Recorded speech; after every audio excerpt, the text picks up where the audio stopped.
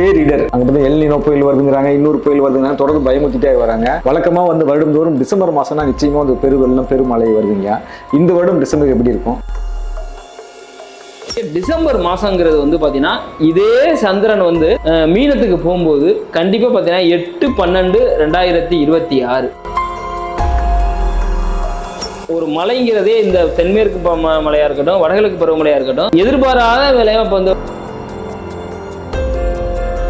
வந்து 2 நாள் 3 நாள் பெஞ்சாலும் புயல் மாதிரி அடிச்சு மரத்தெல்லாம் பேத்து விட்டு போற மாதிரி அந்த இயற்கை பேரிடரா தான் இருக்கும். தாண்டி வந்து பாத்தீங்கன்னா தென் மாவட்டங்கள்லாம் கொஞ்சம் வறட்சியை சந்திக்கும். சனியில வந்து கடைசி சுத்து, நான் சொல்றது மரணச்சனி வரும்போது கடைசி சுத்துல இருக்கவங்க எல்லாம் பாத்தீங்கன்னா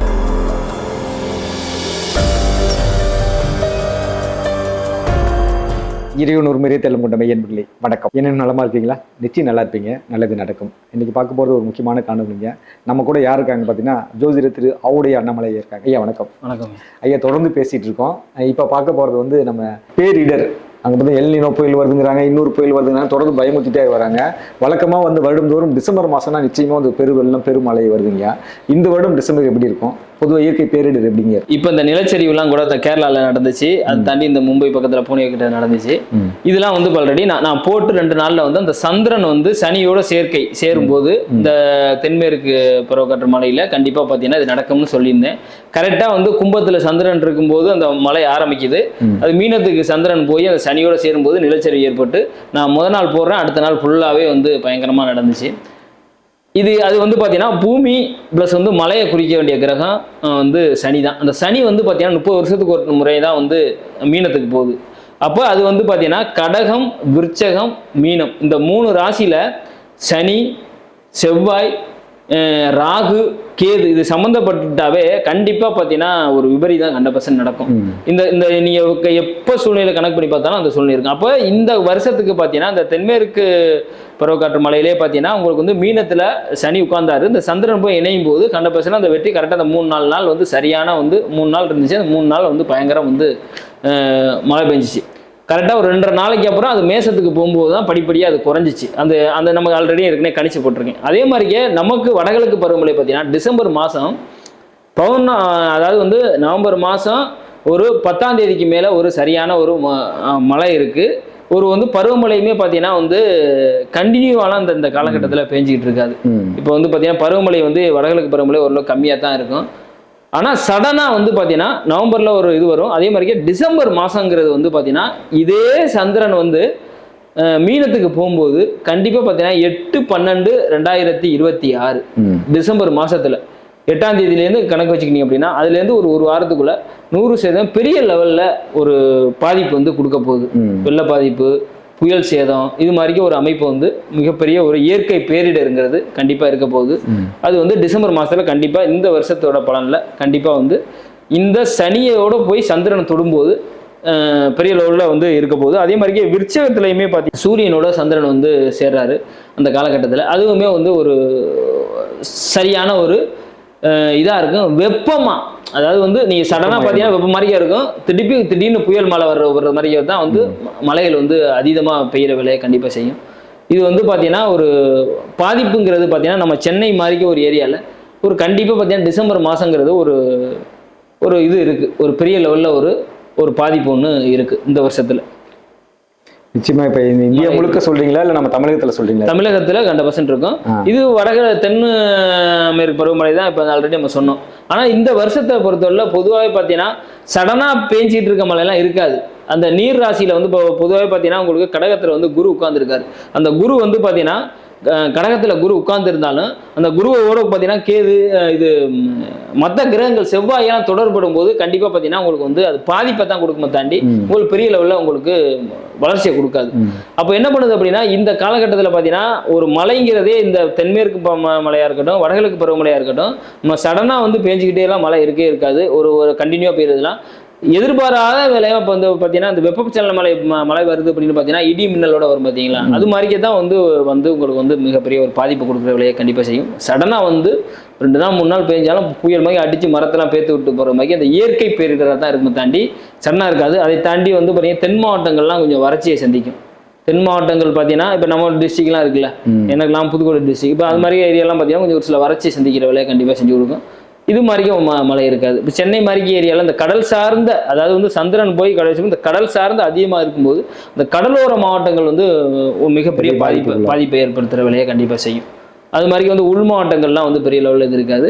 கடல் சார்ந்த உள்ளதுக்கு இந்த சந்திரன் போய் அந்த சனியோட சேர்க்கை பெறும்போது டிசம்பர் மாதத்தில் அந்த பேரிடர் கொடுக்குற வேலையை கண்டிப்பாக செஞ்சு கொடுக்கும். சரிங்க. இப்போ இதில் எந்தெந்த ராசிகள் அதிக பாதிப்பு உள்ள இயற்கை பேரிடத்துல?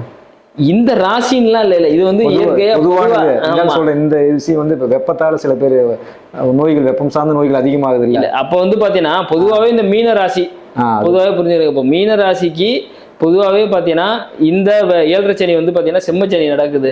இந்த காலகட்டங்கள் பார்த்தீங்கன்னா கண்டிப்பாகவே பார்த்தீங்கன்னா ஒரு நிழலான ஒரு அமைப்பு தான். அந்த சனியோட இந்த கோச்சார கிரகங்கள் சந்திரன் வந்து பார்த்தீங்கன்னா 2 நாளைக்கு ஒரு டைம் மாறி மாறி வர்ற, அப்போ சந்திரன் வரும்போது ஒரு சில பிரச்சனையை கொடுக்கும். அதே மாதிரிக்கு அந்த சூரியன் சனி வந்து சேர்க்கை வரும்போது கண்டிப்பாக பார்த்தீங்கன்னா டிசம்பர் மாதத்தில் கண்டிப்பாக ஒரு பிரச்சனையை கொடுக்கும். இது மாதிரிக்கு வந்து அந்த சனியோட இந்த சூரியன் சேரும்போதும் சரி, செவ்வாய் சேரும்போதும் சரி, சந்திரன் சேரும்போது சரி, இதெல்லாம் வந்து ஒரு அந்த நேரத்தில் பாதிப்பு கொடுக்கும். அதை தாண்டி அதெல்லாம் வந்து கோச்சார பலன் தான். நம்மளோட சொந்த ஜாதகம் தான் ஃபர்ஸ்ட் பேசும். நம்ம வந்து பார்த்தீங்கன்னா இந்த மற்ற அந்த ராசி பலன் நான் பேசி நம்ம இது பண்ணுறதுலாம் அதெல்லாம் வேஸ்ட்டு. சொந்த ஜாதகம் பேசும். இது வந்து பார்த்தீங்கன்னா இந்த பிரபஞ்சப்படி இந்த காலத்து இப்போ ஒன்றுமே இல்லை. இந்த வருஷத்தில் நான் ஃபஸ்ட்டே நான் போன இதுலேயே நான் வந்து நம்ம நியூ இயர் பலன்கள் சொல்லும் போதே நான் வந்து சொல்லியிருந்தேன், இந்த ஆட்சியில் இருக்கவங்களுக்குலாம் பாதிப்புன்னு.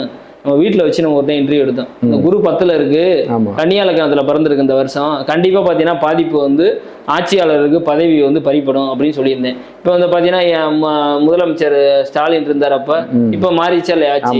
அப்போ அந்த கோச்சார பலன்கிறது நம்ம ஒரு பொதுவான விஷயத்துக்கு எடுத்துக்கலாம். ஒரு சொந்த ஜாதகங்கிறது ரொம்ப பர்டிகுலராக பேசும். இந்த வருஷத்தோட பலனை நம்ம எடுத்து பார்க்கும்போது அது ஓகே, இந்த வருஷத்தில் இதெல்லாம் நடக்க போகுது அப்படிங்கிறத நம்ம தெரிஞ்சுக்கலாம்.